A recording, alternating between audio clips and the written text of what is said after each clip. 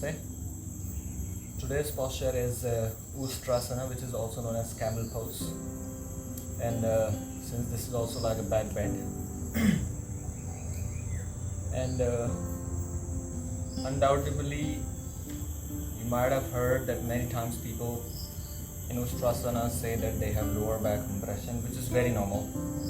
Now, there is nothing wrong about lower back compression if it is very mild and you don't repeat that a lot, because if you keep on repeating that compression, chances are there that this can become a painful sensation later on and can also cause some damage.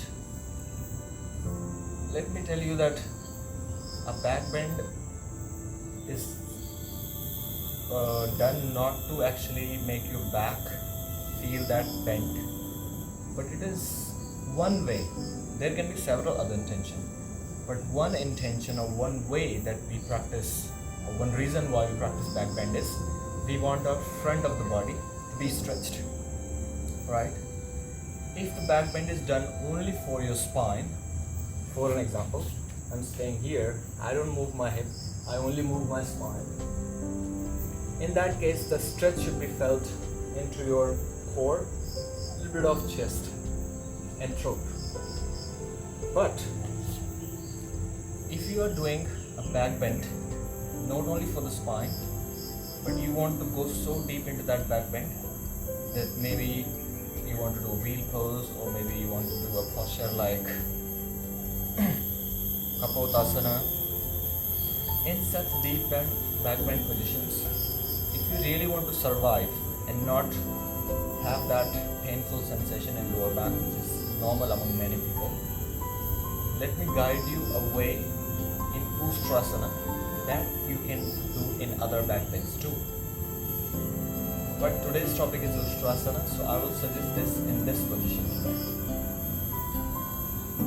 So starting from, generally if you are practicing Ashtanga, we start from down dog, we jump, we come into the position of as if Vajrasana, but keeping the knees and feet hip width apart. We sit, stand upon the knees. Now one simple way I've seen people doing it is, they do not lean back. Many people say this is wrong, but what they do is they keep the hips as it is. They rather even push their hips forward and then they lean back.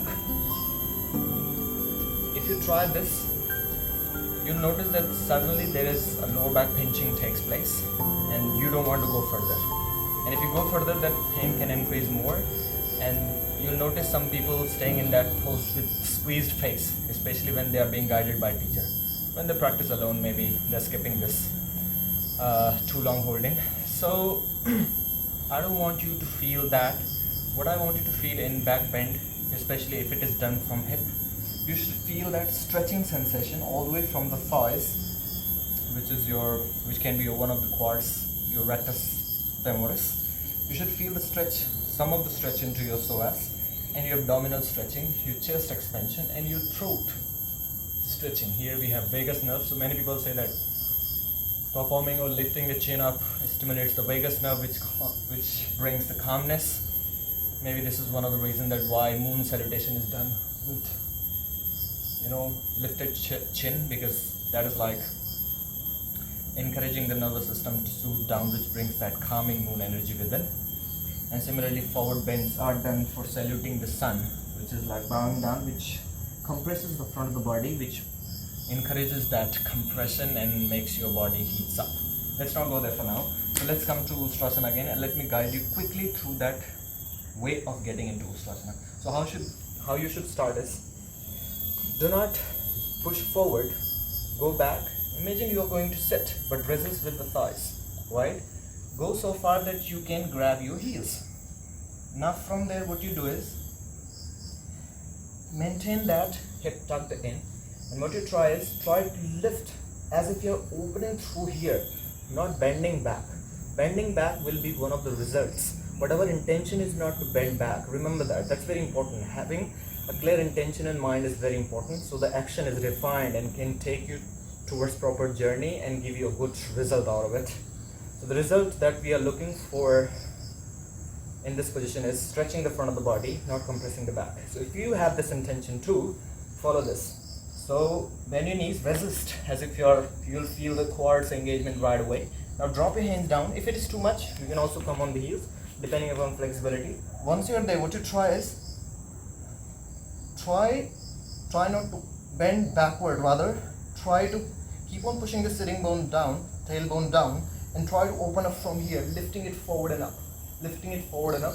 Similarly through the chest, lifting up and expansion through the chest. And then finally when you're in the position, what you will feel is your lower back will be fine, but you'll start feeling that stretch here, and your whole front body will be stretching. And then finally lift the chin high. Do not drop the head back. One common mistake is head back. Do not drop it. Lift the chin high as you are stretching it. So if it is too much for you, you can come onto your tippy toes, otherwise keep the heels there. So remember, lower back should not be felt. If it is felt, it means you are going too deep. So remember, keep on pushing the sitting bone down, maintain that, focus on opening through the groin, forward and up, forward and up, forward and up, forward and up, and you will end up reaching a nice camel pose where you will not have lower back pain, which people say is common. It is not common. You should be feeling the stretch into the front of the body. So yeah, this is all for today, because I want to limit this video till this aspect that I wanted to talk. I hope you understood it. I would like you to try this and see the difference between the approach that maybe others are doing and this approach. It may seem like it shouldn't be done like that, but if something works for you, this works for me, maybe it doesn't work for you. But I believe if you do it in correct way, maybe you cannot actually see what I'm doing here, but remember this thing, that you are keeping your hip in that tilt, which is backward tilt, which is called posterior tilt, and what you try there is try to open up through that. Do not bend backward, try to open up, because your hands are already down on the floor, and if you just focus on lifting high, you will end up creating a nice kind of circle out of your spine, which will also give you proper alignment, which will mainly avoid lower back pain. So that's all for today. Thank you very much. Namaste.